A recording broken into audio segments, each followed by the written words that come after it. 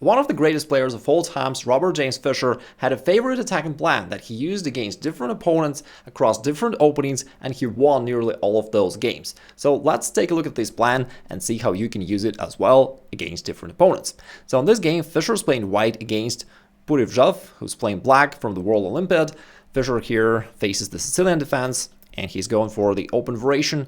Again, stick till the end, I'll show you how you use the same plan against different openings.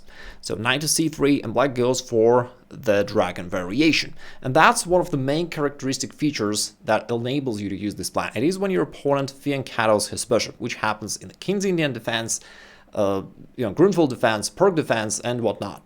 Now, what you want to do here is to trade off this fianchetto bishop, because then all these holes on the king side will become vulnerable to your future attack. And you do that by playing bishop e3, and after that, in the future, you do want to play queen d2, establish a battery along this diagonal, which enables you to play bishop h6. So that's what you do want to play. But there is one thing that you need to be aware of, is that sometimes your opponent can jump with their knight to g4 and try to chase this bishop with knight.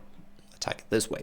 So Fischer first plays pawn to f3 just to cover the square, and also it solidifies the e4 just in case so that your opponent can never attack it. Black played their move knight to c6, here follows queen to d2, which prepares this bishop h6. It doesn't matter that you have to play right away, but you always have it available. After black castled, Fischer played another good move in this position. Although you could just castle queenside, which is part of your plan to have opposite side castles so that you can then focus on your kingside attack. But if white castles right away, sometimes your opponent can try to counterattack in the center of the board with d5. And this tension kind of distracts you from your main plan. Of course, it's still completely playable for white, but just to have it completely clear, instead of castling, you can play bishop c4, which is a very multi-purpose move, very useful for white in different ways. It stopped this move d5 from happening because now you have a lot of control against this square. Plus, your bishop from c4 is actually on an open diagonal, and it possibly targets the king, which will also support your future attack. And in some positions, it even plays some defensive role, because you're going to castle queenside, so your queenside will have one more defender. Now, black played knight d7, which looks awkward at first, but black wants to relocate the knight and start to chase this bishop. Black could play some other moves, but your plan stays the same, you just play the same moves. So castle queenside.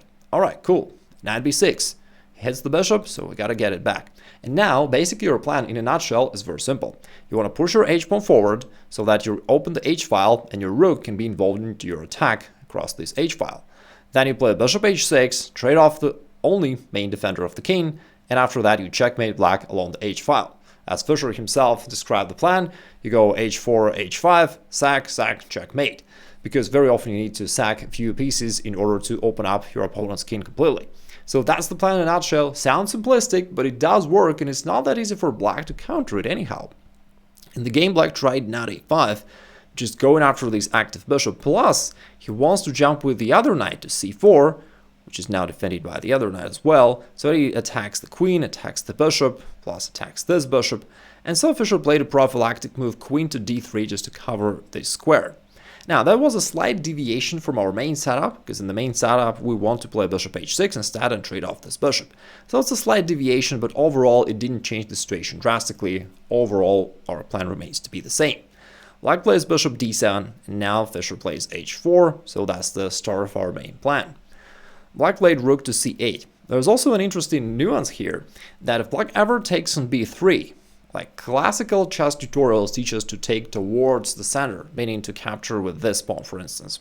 But when you have your king there, sometimes it makes sense to capture with the c pawn, because now you have this like barrier on the queen side, and so you can always move your king there to b1 to stand behind this pawn wall, and then the king is just rock solid. Your opponent can't do anything against this king standing there, and you can easily develop your attack on the king side.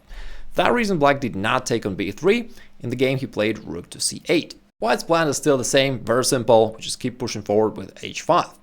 Black played knight to c4. He's also trying to create some counterplay on the queen side, but Fischer just ignores it. He plays pawn takes g6, and the first phase of our plan is finished. We've got the h-file open for our rook. Now, the next thing we want to do is to take away this bishop from g7 that covers the king, and therefore Fischer played bishop h6. Now the bishop is guarded by the rook, therefore we're capable of playing this. Black played pawn to e6. Now, we could take here, but fundamentally our plan is to take away this defender and then to checkmate black along the h-file. Now, in order to checkmate black along the h-file, we need to have a battery. So Fischer played f4, aiming to shift the queen to the king side and to checkmate black, then with some queen h3, queen h7, something like this maneuver. Again, very simple, but not easy for black to do anything against that. In the game, he tried e5, trying to somehow maybe distract Fischer from his plan, but true to his quote, Fischer knew that it is sack mate, so you gotta sometimes be ready to sacrifice a minor piece or two in order to open up the king completely. So instead of going backwards with the knight, he jumped forward, saying, hey, if you want to expose your king, go ahead. And it turns out that although it's a sacrifice of a knight, if black takes it with a pawn, basically this king is now left completely undefended. Black didn't take it with a pawn, by the way, in the game, but just to show you what could happen in this case. If white trades there on g7, trading the last defender of the king, we can see that now the king is just completely exposed with no defenders. So no wonder white can checkmate it easily. For example, queen g3, check to the king, our rook is covering this file, and if king has to go forward, and now you can attack in various ways, for instance, queen g5, king a6, and now you can finish it off in style with pawn checkmate with pawn takes f5. Our queen is covering this diagonal, so it is indeed a checkmate. In the actual game, black actually played some creative moves. He decided to take the knight with their bishop so that king is still having at least some defense. Pawn recaptures. The position is still critical all by black. Still, we're aiming for the very same checkmating pattern along the h-file, and black has to do something. Plus, currently this pawn is also joining our attack. But black decided to go all out with his own counterattack with knight takes b2, saying, hey, I'm gonna attack your king just as well. And after king takes it, black played e4. Pretty cool. Black actually makes use of this bishop on g7, which is still alive, to create some threats. Because of this pin, the knight cannot move, and if the queen takes on e4, that actually turns out to be a big mistake, because then black can start this sneaky attack on the queen side, which was not really expected, but now, the situation becomes complex. So on the game, white didn't take there. Fischer just ignored this attack completely, attack to the knight, attack to the queen. He said, you know what, I don't care, I just want to push my own plan. And he played bishop takes g7, staying true to his agenda. Take away this bishop and checkmate black. And it turns out that it's actually time for black to resign, because what can he do? I mean, he can't just really recapture. In the game, he did that after knight takes e4, he just resigned, because white is up a piece, plus f6 check is coming, queen d4 is coming, or queen h3, h7. I mean, white can win however he likes. But how about taking the queen, which was the main variation of the sacrifice? What if black took the queen there instead? It's actually quite a funny thing for white to find here, because white just plays f6, completely blocking the king side, and now there is no way for black to avoid rook to h8 on the next move. Quite nice. Now let's see how you can use the exact same plan in a different opening in a perk defense, which was played in 100 million games. Now, in the lower right corner, you can see the statistics of games, and we're going to follow along with black's top choice, most played move. So black goes here, knight f6, we play knight c3, pawn g6. It's a different opening, but our plan remains to be the same. We play bishop to e3, bishop g7, queen d2, establishing this battery along this diagonal, so that we always have an option to play bishop h6. You don't have to play it right away, but you always have it available. Let's say black castles, and you can play f3, for instance, to stop this knight g4 possible ideas. Black's top choice is knight c6, we castle queenside, and now we're ready to launch our main attack, h4, h5, bishop h6, all that good stuff. If black plays e5, trying to challenge us in the center of the board, you can just shut it down with d5 so that you're not distracted there, and after the knight comes back to e7, let me show you one interesting thing.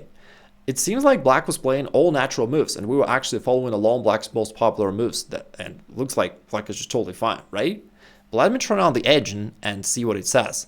And you see that it gives white +2 evaluation, and it shows that white is actually clearly better here and nearly winning, right? And that's just because you have this very simple attacking plan and black has nothing to oppose. So you can just chuck those pawns on the king side with g4, h4, h5, bishop h6, and you start this king side attack and you win. Just as Fischer promised, it's simple and effective. And here's a quick challenge for you. It's a position from the game between Fischer's playing white against Ben Larsen playing black. Fischer actually used the very same plan and, as you can see, completely devastated black's king side. But now it's your task to find the way for white to finish it off, and if you can't do this, please write it down in the comments below. Actually, rumors has it that prior to this game, Ben Larsen was actually straight, but was broken by Fischer, and you can find out how. Now you know one of the main and favorite Fischer's attacking plans for the middle game, and if you want to know how to find proper middle game plans on your own in different positions, you may wish to check out this free masterclass by clicking the link over there. Have a great rest of the day.